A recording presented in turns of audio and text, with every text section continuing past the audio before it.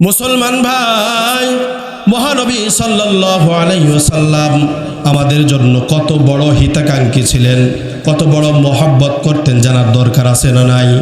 অবশ্যই আছে মুসলমান। আল্লাহ রাসূল সাল্লাল্লাহু আলাইহি ওয়াসাল্লাম তার চরিত্র কেমন ছিল, আমাদেরকে কেমন মহব্বত করতেন, এইটা জানবার জন্য একটা মিসাল দিলে সুন্দর বুঝবেন। আল্লাহ রাসূল সাল্লাল্লাহু আলাইহি ওয়াসাল্লাম তার কিছু সাহাবীদেরকে নিয়ে ওই মরুভূমির মধ্যে গিয়ে নামাজ আদায় করছিলেন।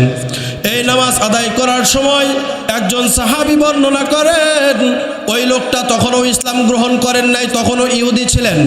একজন ইহুদি রাখাল তার মালিকের বকরি চড়ানোর জন্য মাঠের মধ্যে চলে আসছে, মরুভূমির মধ্যে চলে আসছে। এই ইহুদি রাখাল খুব লক্ষ্য করে দেখলো, আরে ওখানে দেখা যায় একটা তাঁবু গাড়া আছে, এর মধ্যে কিছু মানুষ অবস্থান করতেছে। তবে যেই দৃশ্যটা তাকে মনের মধ্যে জায়গা করে নিয়েছে, সেই দৃশ্যটা হলো উনি লক্ষ্য করলেন সারিবদ্ধ হয়ে মানুষজন দাঁড়িয়ে আছে, সামনে একজন মানুষ দাঁড়িয়ে আছে। তিনি যখন আল্লাহু আকবারের ধ্বনি দিয়া দুইটা হাত কাঁধ পর্যন্ত উঠায়, পিছনে যে সমস্ত মানুষেরা আছে তারাও তার অনুকরণ করে কাঁধ পর্যন্ত হাত উঠায়। এই ব্যক্তিটা যখন নাভির নিচে এরকম করে হাত বাঁধে আল্লাহু আকবারের ধ্বনি দিয়া, তখন তারাও বেঁধে ফেলে।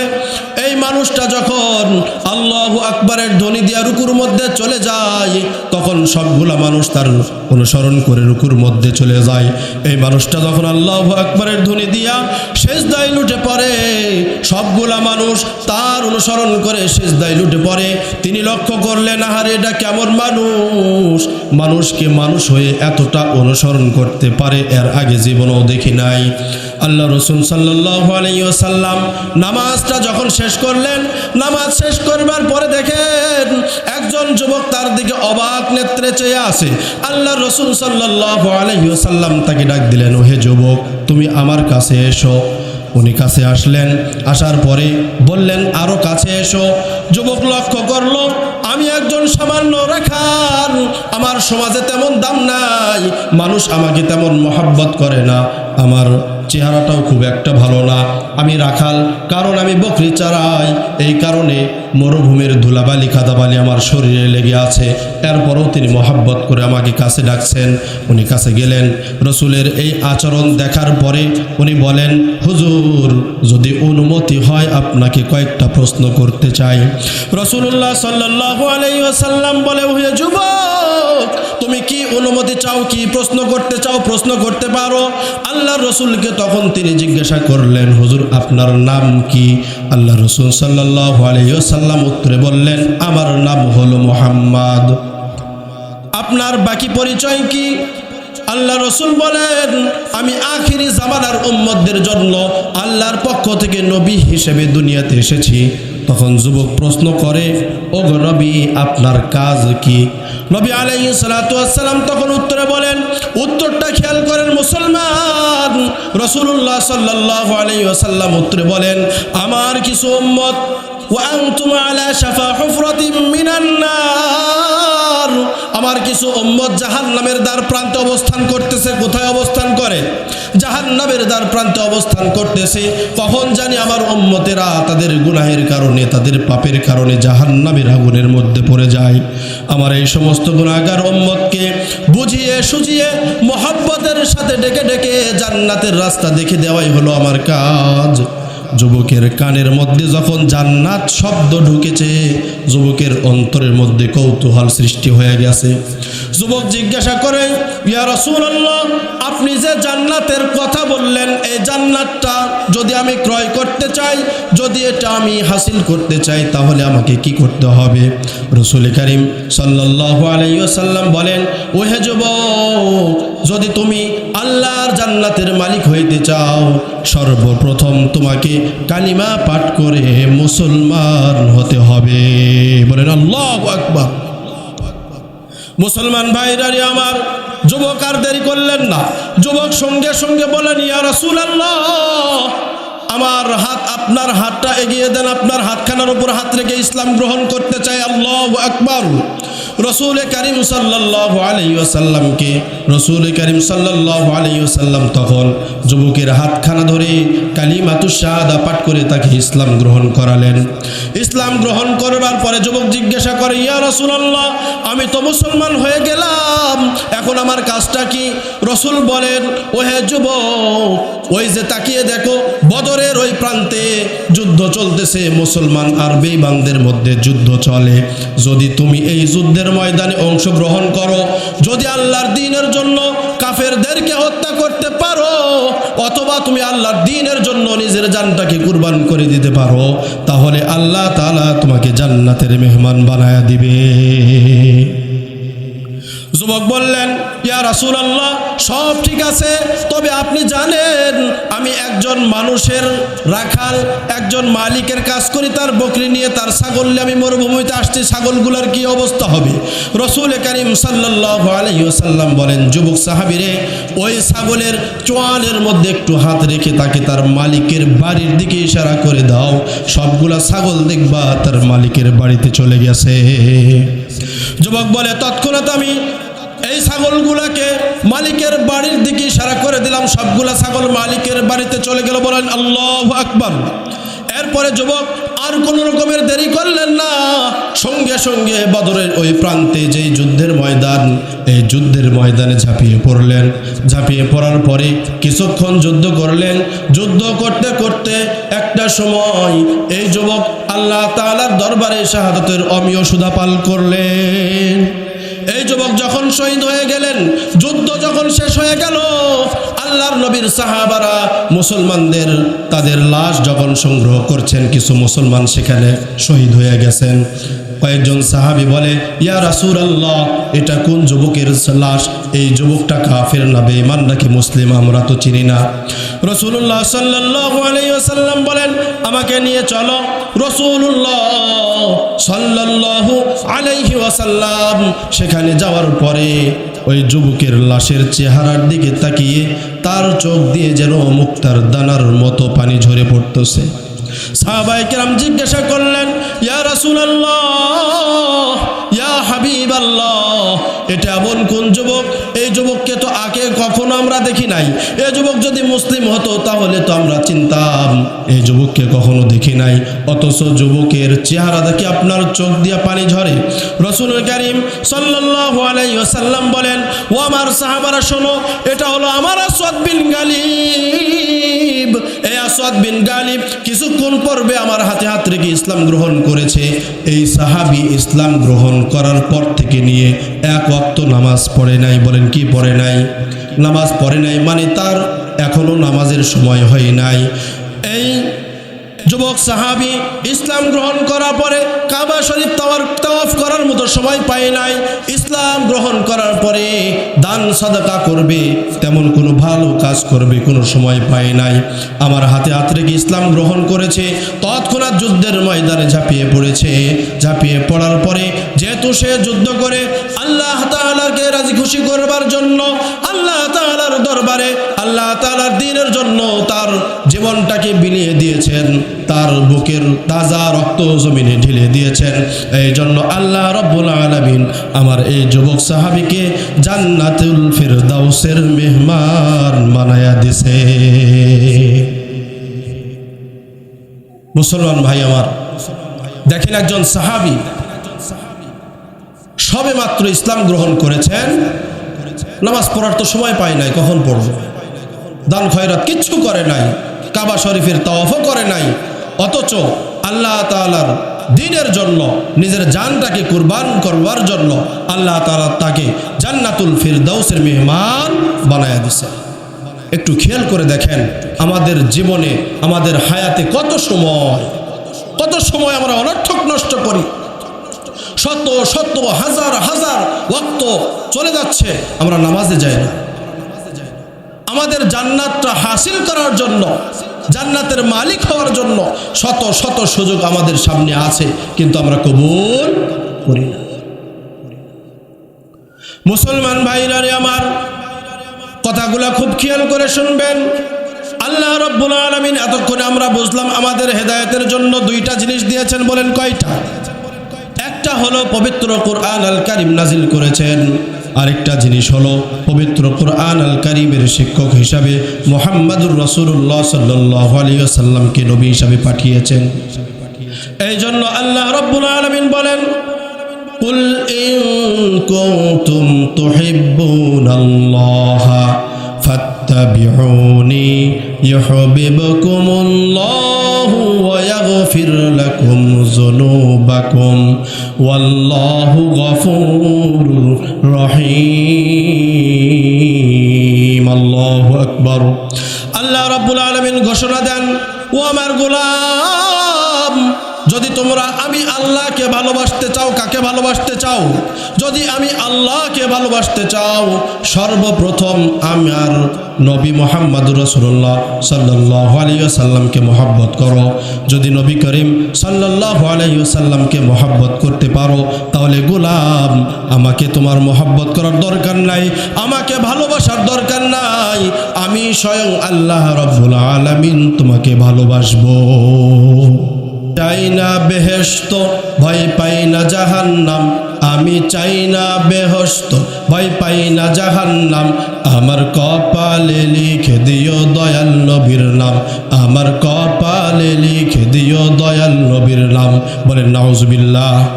মুসলমান ভাইরা আমার, যদি কোনো আল্লাহর বান্দা, যদি কোনো নবীর উম্মত তার সারাটা জিন্দেগির মধ্যে কোনো সুন্নতের উপরে আমল না করে, আল্লাহ তাআলার কোনো হুকুম না মানে, সে যদি মরণকালে তার কপালের মধ্যে শুধুমাত্র কেবলমাত্র যদি নবীর নাম লিখে দেওয়া হয়, তাহলে কি সে কি নাজাত পাবে নাকি?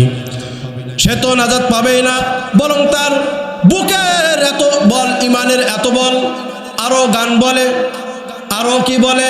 গান বলে, ওই কবরের মধ্যে যখন যাবে, কবরে যাওয়ার পরে সর্বপ্রথম যেই ঈমানটা গ্রহণ করা হবে, সর্বপ্রথম যেই পরিচয় গ্রহণ করা হবে, পরিচয়ের নাম কি? ঈমানের পরিচয়। ভাইরা আমার, একজন মানুষের জীবনে অনেক পরিচয় থাকে। যদি একজন মানুষকে জিজ্ঞাসা করা হয়, প্রথমত বাবা তোমার পরিচয় কি, প্রথমে সে তার নাম বলে, আমার নাম অমুক। এরপরেও যদি কোনো মানুষ তাকে না চেনে, তখন দ্বিতীয়বার জিজ্ঞাসা করা হয়, তোমার বাবার নাম কি? আমার বাবার নাম অমুক। যদি আপনি এই গ্রামের মানুষ হন, বাজার পর্যন্ত যান, একজন মানুষ জিজ্ঞাসা করলে শুধুমাত্র নাম বা পিতার নাম বলবেন। যদি আপনি দেওগ্রামটা ত্যাগ করে বগুড়া শহর পর্যন্ত চলে যান, আপনাকে যদি কেউ পরিচয় জিজ্ঞাসা করে, আপনি বলবেন আমার বাড়ি কাহালু, কথা ঠিক কিনা? তখন কি আর দেওগ্রাম বলবেন? যদি আপনি কখনো রাজশাহীর মধ্যে চলে যান, আপনার পরিচয় জিজ্ঞাসা করা হলে পরিচয়ের মধ্যে একটা শব্দ, একটা সাবজেক্ট এমন থাকবে, আমার বাড়ি বগুড়া। যদি আপনি ঢাকা পর্যন্ত চলে যান, আপনার পরিচয় যদি জিজ্ঞাসা করা হয়, আপনি বলবেন আমার বাড়ি রাজশাহী। আপনি যদি বিদেশে কোনো দেশে চলে যান, প্রবাসে চলে যান, যদি আপনাকে জিজ্ঞাসা করা হয় আপনার পরিচয়, আপনি বলবেন আমি বাংলাদেশি, কথা ঠিক কিনা? মুসলমান ভাই, দুনিয়াতে একজন মানুষের কত ধরনের না পরিচয় হয়, কিন্তু কবরে শুধুমাত্র কেবলমাত্র যে পরিচয়টা গ্রহণযোগ্য হবে, আল্লাহ তাআলা যে পরিচয়টা মেনে আল্লাহ তাআলা তার জান্নাতের মেহমান বানায়া দিবেন, সেটা হলো ঈমানের পরিচয়। এরপরেও এই কবরকে নিয়ে তামাশা করে, এই কবরকে নিয়ে ঠাট্টা করে, এই কবরকে নিয়ে ঠাট্টা করে এইরকম গান বাজনা তারা তৈরি করেছে। বলে কিরামান কাতিবিন রোজা হাসরের দিন, কিরামান কাতিবিন রোজা হাসরের দিন, ওরে আল্লাহর কাছে করে যদি অভিযোগ, আমরা বলবো বলবো আমরা খাজা বাবার লোক, আমরা বলবো বলবো আমরা খাজা বাবার লোক। বলুন তো দেখে মুসলমান, যদি কোনো মানুষ কবরে যাওয়ার পরে এইরকম পরিচয় দেয়, দুনিয়াতে আমি খাজা বাবার লোক ছিলাম, তাকে কি নাজাত দেওয়া হবে নাকি? কবরে আপনাকে 3টা প্রশ্ন করা হবে। এই 3টা প্রশ্নের উত্তর, প্রশ্ন সকলে আমরা জানি, বলেন ঠিক কিনা? আমরা অনেকেই অনেক সময় মনে করি কবরে তো আমাকে প্রশ্ন জিজ্ঞাসা করা হবে, এই প্রশ্নের জবাব তো আমি জানি, খুব সহজেই দিয়ে দিব। না মুসলমান, আপনি আপনার ছেলেকে 50টা টাকা দিয়েছেন, কি দিয়েছেন? আপনি আপনার ছেলেকে 50 টাকা দিয়েছেন, বাবা বাজারে যাও, বাজারে যাই গিয়ে সেখান থেকে একটা সাবান নিয়ে আসো। এই সাবান নেওয়ার জন্য টাকা দিয়েছেন। রাস্তার মধ্যে আপনার ছেলে যখন যায় তখনই আপনার ছেলের একটা গার্লফ্রেন্ড আছে, কি ফ্রেন্ড আছে, গার্লফ্রেন্ড তাকে ফোন দিয়েছে অথবা মিসড মেরেছে। এরপরে কল ব্যাক করার পরে বলে, ওগো সোনা, ওগো জান, আমার মোবাইলে এক্ষুনি 50টা টাকা ফ্লেক্সি দিয়ে দাও। আপনার ছেলে ওই পাগলা আসে, আপনার ছেলে তার প্রেমিকার মোবাইলের মধ্যে 50টা টাকা ফ্লেক্স লোড করে দিয়েছে। যখন বাড়িতে ফিরে আসছে হাতটা খালি, পাঠাইছেন সাবান নেওয়ার জন্য, টাকা দিয়েছেন 50টা, কিন্তু খালি হাতে যখন ফিরেছে আপনি জিজ্ঞাসা করলেন, কে রে বাবা, তোকে তো আমি 50 টাকা দিলাম, সাবান কোথায়? ও কোনো উত্তর দেবে না, চুপ করে থাকবে। আচ্ছা বলুন তো দেখি, উত্তর ওর জানা আছে না অজানা? এ ভাই কথা বলতে হবে, জানা আছে না অজানা? মুসলমান ভাই, উত্তর জানা থাকলেই উত্তর দেওয়া যায় না, বলেন ঠিক কিনা? আজকে আপনি মনে মনে ভাবতেছেন কবরে আমাকে জিজ্ঞাসা করা হবে মার রব্বুকা, তোমার রবকে, খুব সহজে বলে দেব আমার রব হলো আল্লাহ। আমাকে প্রশ্ন জিজ্ঞাসা করা হবে তোমার নবীকে, আপনি ভাবতেছেন খুব সহজেই বলে দেব আমার নবী হলেন মুহাম্মাদুর রাসূলুল্লাহ সাল্লাল্লাহু আলাইহি ওয়াসাল্লাম। আপনি খুব সহজেই ভাবতেছেন আমাকে জিজ্ঞাসা করা হবে আমার দিন কি, আমি খুব সহজেই বলে দেব আমার দিন ছিল ইসলাম। যদি আজকে আপনি এই দুনিয়ার হায়াতের জিন্দেগির মধ্যে মুমিন না হন, যদি ঈমান নিয়ে কবরে না যান, ওই ফ্লেক্সি দেওয়া ছেলেটা যেরকম উত্তর জানার পরেও বাবার সামনে উত্তর দিতে পারে না, ঠিক তেমনই মুমিন হয়ে না হয়ে কবরে গেলে উত্তর দুনিয়াতে জানা থাকলেও আখিরাতে ওই কবরে উত্তর মুখ দিয়ে বের হবে না। এই জন্য মুসলমান ভাইরা রে আমার, দুনিয়াতে ঈমান ওয়ালা মুমিন হওয়ার দরকার আছে না নাই? অবশ্যই আছে। যদি মুমিন হতে চাই, রসুলকে মহব্বত করতে চাই, আল্লাহ তাআলা যেহেতু ঘোষণা করলেন রসুলকে মহব্বত করতে হবে আমাকে ভালোবাসলে, তাহলে রসুলকে কিভাবে ভালোবাসবো, মহব্বত করবো, এর দৃষ্টান্ত আছে না নাই? আল্লাহ তাআলার নবীর অসংখ্য সাহাবা তাকে ভালোবাসার দৃষ্টান্ত দিয়ে গেছেন। আল্লাহর নবীর ঠিক এইরকমই একজন পাগল আশিক সাহাবার নাম ছিল হযরত সাদ সালামী রাদিয়াল্লাহু তাআলা আনহু। বলেন তো কি নাম? সাদ সালামী রাদিয়াল্লাহু আনহু। নামটা কেন বলাচ্ছি, আজকাল অনেক পাগল যুবক আছে, এরাও নবীর আশেক, এরাও মুসলমান। তবে এই যুবকদেরকে যদি জিজ্ঞাসা করেন যে ভাই বাংলাদেশি 10 জন ক্রিকেটারের নাম বলেন তো, ভর করে বলে দিবে, বলেন ঠিক কিনা? যদি বলা হয় 10 জন গায়কের নাম বলো, বলে দিবে। 10 জন নায়কের নাম বলো, বলে দিবে। কিন্তু মুসলমান ও মুমিন, ওকে যদি বলা হয় যে বাবা তুমি 10 জন সাহাবার নাম বলো, আর পেটে বোম মারলে একজন সাহাবীর নাম বের হবে না, বলেন ঠিক কিনা? এই জন্য সাহাবীর নাম মুখস্থ করাও ঈমানের অংশ। মুসলমান ভাই খুব ভালো করে খেয়াল করবেন, আল্লাহর নবীর একজন পাগল আশিক ছিলেন সাদ সালামী রাদিয়াল্লাহু আনহু। এই সাদ সালামী রাদিয়াল্লাহু তাআলা আনহু আল্লাহর নবীর সামনে এসে কান্নাকাটি করতেছেন, চোখ দিয়ে পানি ঝরঝর করে পড়তেছে। আল্লাহর নবী জিজ্ঞাসা করলেন, ও সাদ তুমি কান্নাকাটি করো কেন? সাদ সালামী বলেন, ওগো আল্লাহর রাসূল, আমি জানি বিবাহ হলো আপনি নবীর সুন্নাত। বলেন কি? বিবাহ হলো আপনি নবীর সুন্নাত। তবে যেহেতু আমি গরিব সাহাবী, আমার চেহারাটা ভালো না, চেহারার মধ্যে বসন্তের দাগ, এই জন্য আমার সাথে কোনো বাবা তার মেয়েকে বিবাহ দেওয়ার জন্য রাজি হয় না। ওগো আল্লাহর রাসূল, আমার অন্তরে বড় ভয় হয়, যদি আপনার এই সুন্নত আমি দুনিয়ার জমিনে পালন না করতে পারি, তাহলে আল্লাহ কি নারাজ হয়ে আমাকে জাহান্নামে দিয়ে দেয় নাকি? এই জন্য আমার ভয় হয়। রাসূলুল্লাহ সাল্লাল্লাহু আলাইহি ওয়াসাল্লাম বলেন, সাদ তোমাকে কান্নাকাটি করতে হবে না, তুমি চলে যাও আমর বিন ওয়াহাবের কাছে। কোথায়? আমর বিন ওয়াহাব তৎকালীন যুগে একজন ধনী ব্যক্তি ছিলেন, তার কাছে দিয়ে পাঠালেন। সাদ সেখানে গিয়ে বলে, আল্লাহ রসুল সাল্লাল্লাহু আলাইহি ওয়াসাল্লাম আপনার মেয়ের সঙ্গে আমার বিবাহের প্রস্তাব পাঠিয়েছে। বলেন সুবহানাল্লাহ। আমর বিন ওয়াহাব চিন্তা করে, আমি একজন ধনী মানুষ আর সাদ সালামী হলো গরিব, তার চেহারাটা তেমন ভালো না, চেহারার মধ্যে বসন্তের দাগ, তার সঙ্গে তো আমি মেয়ে বিবাহ দিব না। আমি এই বিবাহ মানতে পারলাম না, তাকে ফিরিয়ে দিলেন। যখন ফিরিয়ে দিলেন, এই আমর বিন ওয়াহাবের মেয়ে ছিল বড় নেককার। আমর বিন ওয়াহাবের মেয়ে এই কন্যা ঘরের মধ্যে থেকে শুনছে আল্লাহর নবী তার একজন সাহাবীকে তার বিবাহের জন্য পাঠিয়েছেন। বলেন সুবহানাল্লাহ। আমর বিন ওয়াহাবের কন্যা বাহিরে এসে তার বাবাকে জিজ্ঞাসা করে, বাবা এখনই কে এসেছিলেন, কি বলতে এসেছিলেন? তখন বাবা তাকে বললেন, এই অবস্থা, তোমার বিবাহের প্রস্তাব দিয়েছিলেন। আমর বিন ওয়াহাবের কন্যা বলে, বাবা এক্ষুনি আপনি গিয়ে রাসূলুল্লাহ সাল্লাল্লাহু আলাইহি ওয়াসাল্লামের দরবারে তার থেকে মাফ নেবেন, এরপরে বলবেন আমি এই বিবাহের জন্য আল্লাহর রসুলের সন্তুষ্টর জন্য রাজি হয়ে গেলাম। আমর বিন ওয়াহাব ঠিক তখনই রাসূলুল্লাহ সাল্লাল্লাহু আলাইহি ওয়াসাল্লামের দরবারে চলে গেলেন। যাওয়ার পরে বললেন, ইয়া রাসূলুল্লাহ, আমি বড় ভুল করেছি আল্লাহর রসুল, আমার ভুল হয়েছে, আমি বুঝতে পারি নাই, আমাকে মাফ করে দেন। আমার মেয়ে সাদ সালামের সঙ্গে বিবাহ বসতে রাজি। তখন সাদ সালামিকে ডাকলেন, ও সাদ, তোমার বিবাহ ঠিক হয়ে গেছে, এখন বিবাহের জন্য মহারানা দরকার আছে না নাই? আমরা তো কোনো রকমের মহারানা ঠিক করি না, আমরা যারা ছেলের বাবা আছি মহারানা দেওয়ার কোনো চিন্তা নাই, শুধু দেখি মেয়ের বাপের কি আছে, বাবা মারা গেলে কয় বিঘা জমি পাবে, বেঁচে থাকতে মোটর সাইকেল দিবে কিনা, যদি দেয় কোন কোম্পানিরটা দিবে, ঘর সাজিয়ে দিবে কিনা, গহনা কতটুকু দিবে, বলেন ঠিক কিনা?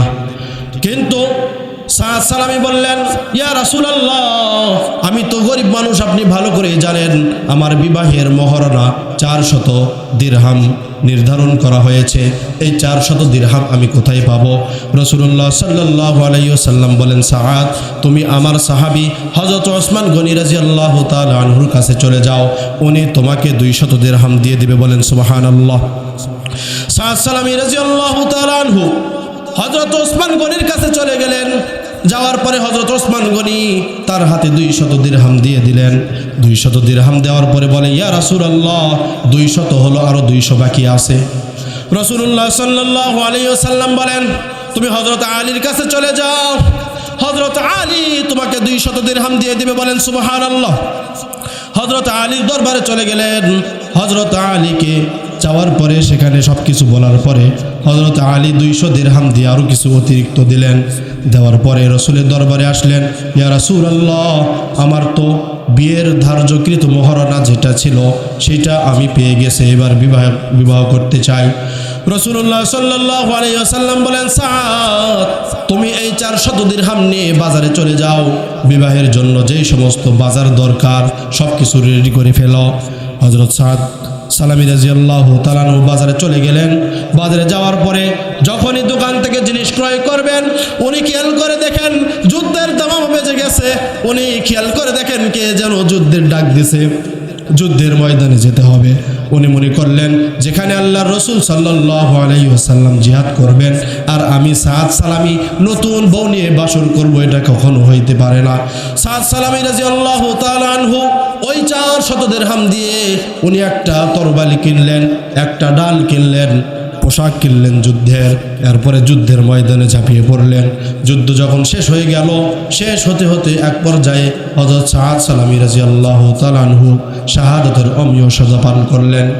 এরপরে রাসূলুল্লাহ সাল্লাল্লাহু আলাইহি ওয়াসাল্লাম যখন জানতে পারলেন হযরত সাদ সালামি রাদিয়াল্লাহু তাআলা আনহুর কাছে বসে তিনি তার চোখ দিয়ে ঝরঝর করে পানি পড়তেছে, এই সময় যখন রসুল কান্নাকাটি করেন, ঠিক সেই সময় কান্নাকাটি হঠাৎ বন্ধ করে দিয়ে রাসূলুল্লাহ সাল্লাল্লাহু আলাইহি ওয়াসাল্লাম মুস্কি একটা হাসি দিলেন। কি হাসি দিলেন?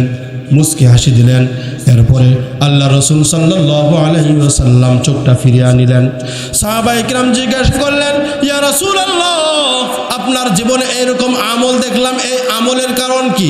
আপনি প্রথমবার সাদের দিকে তাকিয়ে কান্নাকাটি করলেন, এরপরে মুস্কি একটা হাসি দিলেন, এরপরে সেই দিক থেকে চোখটা ফিরিয়ে নিলেন। হযরত রাসূলুল্লাহ সাল্লাল্লাহু আলাইহি ওয়াসাল্লাম বলেন, ওরে আমার সাহাবারা শোনো, আমার সাদ সালামি রাদিয়াল্লাহু তাআলা আনহু তার আজকে বিবাহ ছিল, সে বিবাহের বাজার করার জন্য বাজারে আসছিল।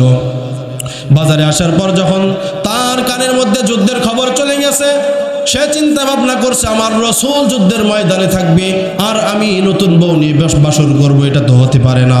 এই জন্য সে তার বিবাহের সিদ্ধান্ত ক্যান্সেল করে ওই টাকা দিয়া, মহরণার টাকা দিয়া সে তরবারি, ঢাল আর যুদ্ধের পোশাক কিনে যুদ্ধ করেছে। একটা পর্যায়ে সে শাহাদতের অমীয় সুদা পান করেছে। আমি খেয়াল করে দেখলাম এই সাদ যেহেতু তার নতুন বিবাহের দিন তার বিবাহকে ত্যাগ করে দিয়ে আল্লাহর সন্তুষ্টির জন্য জিহাদের ময়দানে চলে আসছে, এই জন্য আমার চোখ দিয়ে পানি চলে আসছে, আমি কান্নাকাটি করেছি। ঠিক তারপরে খেয়াল করে দেখলাম এই সাদ সালামি যেহেতু দুনিয়ার একটা নারীকে ত্যাগ করে আল্লাহর সন্তুষ্টির জন্য শহীদ হয়ে গেছে, এই জন্য আল্লাহ রব্বুল আলামিন জান্নাত থেকে তার জন্য হাজার হাজার হুর দুনিয়ার মধ্যে পাঠাইয়া দিছে। এরপরে যখন খেয়াল করে দেখলাম এই হুরিরা যখন দৌড়ে দৌড়ে আসছিল, তাদের পায়ের কাপড়গুলো এরকম বাতাসের কারণে সরে চলে যাচ্ছিল। আমি রাসূলুল্লাহ সাল্লাল্লাহু আলাইহি ওয়াসাল্লাম তাদের এই দৃশ্য দেখে লজ্জায় মুস্কি হাসি দিয়ে তৎক্ষণাৎই আমার চেহারাটা ফিরিয়ে নিলাম। বলেন সুবহানাল্লাহ। মুসলমান ভাই, হযরত সাদ সালামী রাদিয়াল্লাহু তাআলা আনহু ঈমানের যে পরিচয় দিয়েছেন, এই পরিচয় কি প্রত্যেকটা মুমিনের পক্ষে দেওয়া সম্ভব কিনা? বলেন সম্ভব?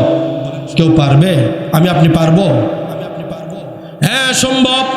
তখনই সম্ভব যখন একজন মুমিন পরিপূর্ণ মুমিন হবে। কথা বলেন ঠিক কিনা? আল্লাহ রাব্বুল আলামিন একজন মুমিন যখন তার দিলের মধ্যে ঈমানটা পরিপূর্ণ হবে, সে যে কিছুর বিনিময়ে আল্লাহ এবং আল্লাহ রাসূলের জন্য তার জানটা কুরবান করে দিতে বোধ করে না।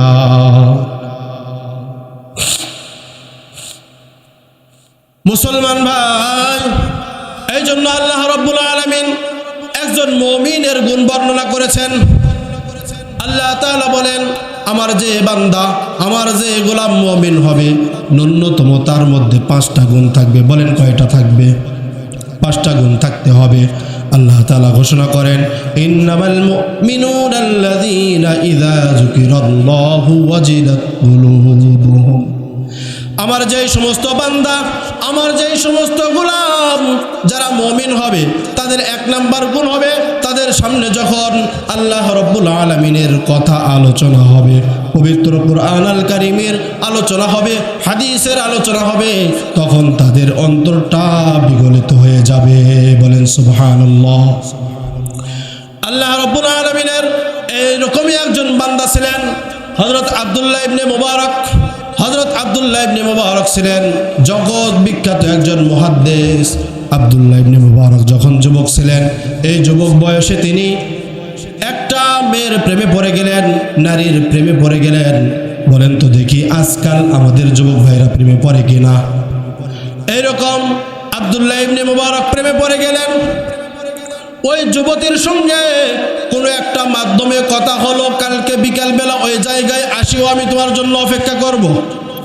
আব্দুল্লাহ ইবনে মুবারক বিকালবেলা আসার আগেই সেখানে ইশকের কারণে, মোহাব্বতের কারণে তার প্রিয়তমার সঙ্গে সাক্ষাৎ করবার জন্য সময় নির্ধারণ যেটা করা হয়েছিল তার আগেই উপস্থিত হয়ে গেলেন।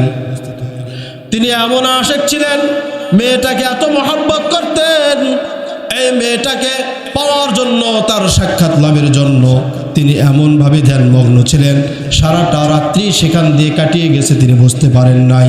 সারাটা রাত্রি ওখানে জাগিয়ে আছেন। সকালবেলা যখন এলাকার একজন পরিচিত ভাই তার পাশ দিয়ে হেঁটে যাচ্ছিল, ঠিক তখনই আব্দুল্লাহ ইবনে মুবারককে দেখে এরকম পিঠে একটা থাবা দিয়েছেন। ও আব্দুল্লাহ ইবনে মুবারক, তুমি এখানে কি করো? আব্দুল্লাহ ইবনে মুবারক বলে, ভাই আমি তো একটা মেয়ের প্রেমে পড়েছি, সেই মেয়ের সাক্ষাৎ পাওয়ার জন্য আমি এখানে অপেক্ষা করতেছি। কখন থেকে অপেক্ষা করতেছো? বলে অল্প কিছু সময়। বলে আব্দুল্লাহ ইবনে মুবারক, তুমি বলতেছো অল্প একটু সময় অপেক্ষা করেছো, কিন্তু খেয়াল করে দেখেছো কি তুমি যখন এখানে দাঁড়িয়েছো ঠিক তখন থেকে নিয়ে তারপর থেকে নিয়ে সেই দিনটাও চলে গেছে, একটা রাত্রিও তোমার পাশ দিয়ে চলে গেছে। আব্দুল্লাহ ইবনে মুবারককে ওই লোকটা জিজ্ঞাসা করে বলে, আব্দুল্লাহ ইবনে মুবারক, যদি তুমি ওই নারীর জন্য যদি তুমি তার প্রেমের জন্য এখানে অপেক্ষা না করে যে রাত্রি তুমি এখানে সময় দিয়েছো, এই রাত্রির সামান্য কিছু অংশ তুমি আল্লাহর জন্য বরাদ্দ করে দিতে, তাহলে আল্লাহ তাআলা তোমার নামটা ওলির খাতায় লিখে দিতে। আব্দুল্লাহ ইবনে মুবারককে যখন এই কথা বলা হয়েছে, আব্দুল্লাহ ইবনে মুবারক সঙ্গে সঙ্গে তার দিলে ধাক্কা লাগছে, তিনি বাড়িতে ফিরে আসছেন। ওই যে আল্লাহ নামের ধাক্কাটা দিলের মধ্যে লাগছে, এরপরে এমনই আল্লাহওয়ালা হয়েছেন, আল্লাহ তাআলার তাকওয়া অর্জন করেছেন। আমাদের মনে হয় কিয়ামত পর্যন্ত যত মানুষ হাদিসের কিতাব পড়বে, যত তলিবুল ইলম হাদিস পড়বে, হাদিসের পৃষ্ঠায় পৃষ্ঠায় আব্দুল্লাহ ইবনে মুবারকের নাম পাবে। তাহলে দেখেন, আমরা আমাদের জীবনে কত সময় এরকম অনর্থক নষ্ট করি, বলেন করি না? অনর্থক, অহেতুক, হাজার হাজার সেকেন্ড, হাজার হাজার মিনিট, শত শত দিন, যুগ যুগ, বছর বছর আমাদের মধ্য থেকে চলে যাচ্ছে, কিন্তু আমাদের কোনো হুঁশ নাই। আব্দুল্লাহ ইবনে মুবারকের দিলের মধ্যে আল্লাহ শব্দটা, আল্লাহর কথাটা এমনভাবে লাগছে যে আব্দুল্লাহ ইবনে মুবারক ওই একটা শব্দের প্রতিক্রিয়ায় তার দিলে ধাক্কা লাগার কারণে আল্লাহর ওলি হয়ে গেছে। মুসলমান ভাইরারে আমার, আল্লাহ তাআলা মুমিন বান্দার 2 নাম্বার গুণ বর্ণনা করেন, ইন্নামাল মুমিনুনা আল্লাযীনা ইযা যুকিরাল্লাহু ওয়াজিলাত কুলুবুহুম ওয়া ইযা তুলিয়াত আলাইহিম আয়াতুহু যাদাতহুম ঈমানা। আল্লাহ রাব্বুল আলামিন 2 নাম্বার গুণ বর্ণনা করেন, যখন কোনো বান্দার সামনে, যখন কোনো গোলামের সামনে পবিত্র কোরআন আল কারীমের তেলাওয়াত হবে, বলেন কি হবে? পবিত্র কোরআন আল কারীমের তেলাওয়াত হবে, তখন ওই বান্দার দিলের মধ্যে আল্লাহ তাআলার ঈমান বৃদ্ধি পাবে। আজকালকে একটু খেয়াল করে দেখেন, যদি আমাদের সামনে কোরআন তেলাওয়াত হয়, আমাদের ঈমান বাড়ে না কমে? এখানে দেখেন, মাগরিবের নামাজের পর থেকে নিয়ে কোরআনের আলোচনা হচ্ছে না, অহেতুক কোনো কথা হচ্ছে? কোনো হকারি হয় এখানে? না আংটি বিক্রি হচ্ছে, না মাজন বিক্রি হচ্ছে, না যোগের তেল বিক্রি হচ্ছে, কথা ঠিক না? এখানে কোরআনের আলোচনা চলতেছে, অথচ এখানে মানুষ নাই।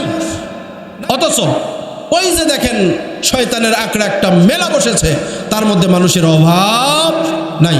আল্লাহ রসুল সাল্লাল্লাহু আলাইহি ওয়াসাল্লাম ওই বাজারের দিকে তাকায় দেখেন, তিনি বলছেন এই পৃথিবীর জমিনের মধ্যে সর্বোত্তম জায়গা হলো মসজিদ, সবচাইতে নিকৃষ্ট জায়গা হলো বাজার। অথচ সেই বাজারের মধ্যে গিয়ে দেখেন শত শত হাজার হাজার মানুষ পবিত্র কোরআনুল কারীমের তাফসিরে তারা সময় ব্যয় করবে না। তো আমরা যারা আসতে পেরেছি, আল্লাহ তাআলা আমাদেরকে যাদেরকে কবুল করেছেন, আমরা আসতে পেরে খুশি না বেজার? খুশি। কারণ একটা ছোট্ট উদাহরণ দিই, ভালো করে বুঝবেন। যদি আমার কোনো মানুষ শত্রু হয়, কোনো মানুষ আমার শত্রু, ধরেন আমার বাড়িতে খুব স্পেশাল একটা অনুষ্ঠান হচ্ছে, আয়োজন চলতেছে, আমি কি কখনো চাইবো যে আমার ওই শত্রু এই অনুষ্ঠানে আসুক? অনেক সময় আত্মীয়দের মধ্যে দেখবেন এমন আত্মীয় থাকে যাদের সাথে একটু ঠটকা আছে, একটু শত্রুতা আছে। অনেক সময় আমরা দাওয়াতও করতে চাই না, তবে দাওয়াত না করলেও সমালোচনার মধ্যে পড়ে যাবো যেহেতু আত্মীয়। এই জন্য অনেক সময় মৌখিক একটা দাওয়াত দেই, আর মনে মনে বলি দাওয়াত দিলেও তো আসবে না, বলি না। দাওয়াত দেওয়ার পরেও আমার দিনের আকাঙ্ক্ষা হলো, চাওয়া হলো সে যেন আমার বাড়িতে না আসে। এরকম আমরা মানুষ হিসেবে হয় কি না? ঠিক এই যে মজলিসটা, এই মজলিস কার মজলিস বলেন তো? আল্লাহর জিকিরের মজলিস। এই আল্লাহর জিকিরের মজলিস কি দামি না অদামি? অবশ্যই দামি। যারা ঈমানদার, যারা আল্লাহর ওয়ালি, যারা খাঁটি মুমিন, আল্লাহ তাআলা তার স্পেশাল অনুষ্ঠানে, আয়োজনে সেই সমস্ত মুমিন বান্দাদেরকেই কবুল করেছেন, বলেন সুবহানাল্লাহ। আর যারা ভালো না, বলবো না বেঈমান, যাদের ঈমানের মধ্যে দুর্বলতা আছে, আল্লাহ তাআলা তাদেরকে দেখতে চান না। আমরা অনেক সময় বলি আমাদের বগুড়ার ভাষায়, তোক যেন আমার বাড়ির 30 আনার মধ্যে না দেখি, টেংরি ভাঙ্গায় ফেলবো, এরকম বলি না? তো এইরকম এই মজলিসের মধ্যে আল্লাহ তাআলা যাদেরকে মহব্বত করেন না, তারা চাইলেও আসতে পারবে না। মুসলমান ভাইরা রে আমার, কথাগুলো দিল দিয়ে শুনবেন। আল্লাহ রাব্বুল আলামিন মুমিন বান্দার 5টা গুণ বর্ণনা করেছেন। 1 নাম্বার গুণ হলো যখন মুমিন বান্দার সামনে আল্লাহর কথা আলোচনা করা হবে, পবিত্র কুরআন আল কারীমের আলোচনা করা হবে, তখন আল্লাহর বান্দার অন্তরটা বিগলিত হয়ে যাবে। বলেন ঠিক কিনা? 2 নাম্বার গুণ হলো, যখন আল্লাহর বান্দার সামনে পবিত্র কুরআন আল কারীম তেলাওয়াত করা হবে, তখন সেই আল্লাহর বান্দার ঈমান বৃদ্ধি পাবে। বলেন ঠিক কিনা? 3 নাম্বার গুণ হলো, যখন একজন মানুষের মধ্যে ঈমান থাকবে, যখন সে মুমিন হবে, আল্লাহ তাআলা বলেন সে তার প্রত্যেকটা কাজে কর্মে বিশ্বাস করবে একজনের উপর। চিল্লায় বলতে হবে তিনি কে? সে সবটা কাজে আল্লাহর উপরে বিশ্বাস করবে। আজকে আমরা মাখলুকের উপরে বিশ্বাস করি। বলেন, যদি আমার সন্তান না থাকে, আমি বাবার কাছে সন্তান চাই কিনা? যদি আমার টাকা পয়সার অভাব থাকে, আমি মাজার জিয়ারত করি, বলি বাবা আমার ব্যবসাটা মন্দ যাচ্ছে, ব্যবসাটা ভালো করার ব্যবস্থা করো। অথচ ব্যবসা মন্দ যাওয়া বা ভালো যাওয়া এই ক্ষমতা একমাত্র কার? আপনার আমার সন্তান হবে কি না এই ক্ষমতা একমাত্র কার? আপনার আমার ছেলে হবে না মেয়ে হবে এই ক্ষমতা কার? সব কিছু আল্লাহর। এই জন্য আল্লাহ তাআলা বলেন মুমিন বান্দার 3 নাম্বার গুণ হলো, যখন সে কোনো কাজ করবে, তার সামনে কোনো কাজ এসে যাবে, প্রত্যেকটা কথায় প্রত্যেকটা কাজে সে শুধুমাত্র কেবলমাত্র আমি আল্লাহ তাআলার উপরে ভরসা করবে। মুমিন বান্দার 4 নাম্বার কাজ হলো, যখন তার মহল্লার মসজিদের মধ্যে মুয়াজ্জিন সাহেব আল্লাহু আকবারের ধ্বনি দিয়া মসজিদের দিকে আহ্বান করবে, তখন দুনিয়ার সব কাজ ত্যাগ করে একজন মুমিন বান্দা মসজিদের মধ্যে চলে আসবে। আজকে বলেন তো, মসজিদের এক কাতার কি আমরা 5 ওয়াক্ত নামাজে ফুল করতে পারি? এক কাতার হয়? আপনাদের মসজিদ তো ছোট, এরপরও সাক্ষী দেন তো এক কাতার হয়? এক কাতার হয় না। অথচ আমরা প্রত্যেকটা জায়গায় বলি আমি মুমিন, আমি ঈমানদার। মনে রাখবেন মুসলমান, ঈমানদার আর ঈমানের দাবিদার দুই জিনিস। কয় জিনিস? এই যে জমিনের উপরে বসে থেকে তাফসিরুল কোরআন মাহফিল হচ্ছে, এই জমিনের অবশ্যই একজন মালিক আছেন, বলেন নাই? যে ব্যক্তিটা মালিক, এই ব্যক্তি হলো জমিনদার। কি দার? জমিনদার। আরেকজন ব্যক্তি, এইগুলো বিশেষ করে শহরে বেশি হয়, আরেকজনের জায়গা দখল করে। তো যে ব্যক্তি দখল করে এই কিন্তু জমিনদার না, হয়তোবা তার নাম হয় দখলদার অথবা দাবিদার। কথা বলেন ঠিক কিনা? তাহলে জমিনদার হওয়া আর জমিনের দাবিদার হওয়া দুইটা এক জিনিস নয়। তাহলে যে ব্যক্তি ঈমানদার নয়, যার মধ্যে ঈমান নাই, সে কখনো মুমিনের ঈমানদারের দাবি করতে পারে না। যদিও দাবি করে তাহলে শুধুমাত্র সে দাবিতে মুমিন হবে, আসল কাজে কর্মে প্রকৃতপক্ষে কখনো মুমিন হতে পারে না। অথচ এই নামাজের এত গুণ। মুসলমান ভাই, কথাগুলো খেয়াল করে শুনবেন।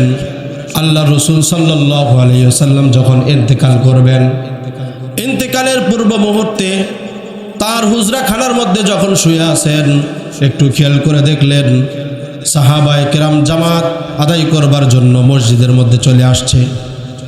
আল্লাহ রসুল সাল্লাল্লাহু আলাইহি ওয়াসাল্লাম কোনোভাবে মসজিদের দৃশ্যগুলো দেখলেন, দেখার পরে একটু ব্যথা অনুভব করলেন, এরপরে আবার হাসলেন। হযরত আয়েশা সিদ্দিকা রাদিয়াল্লাহু তাআলা আনহা জিজ্ঞাসা করেন, ইয়া রাসূলুল্লাহ, আপনি মসজিদের দৃশ্য দেখলেন, দেখার পরে প্রথমে কাঁদলেন, তারপরে হাসলেন, কারণটা কি?